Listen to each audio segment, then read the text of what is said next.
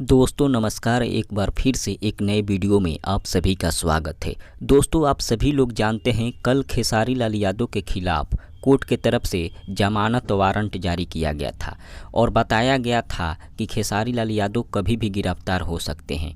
और आज खबर निकलकर सामने आया है, हिट मशीन खेसारी लाल यादव को मुंबई से गिरफ्तार कर लिया गया है।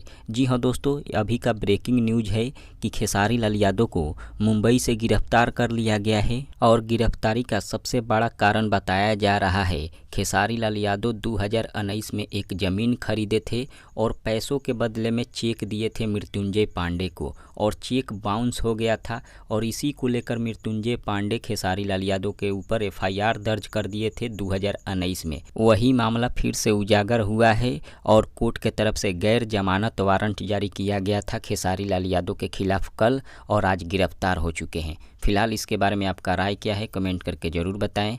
मिलते हैं अगले वीडियो में। धन्यवाद।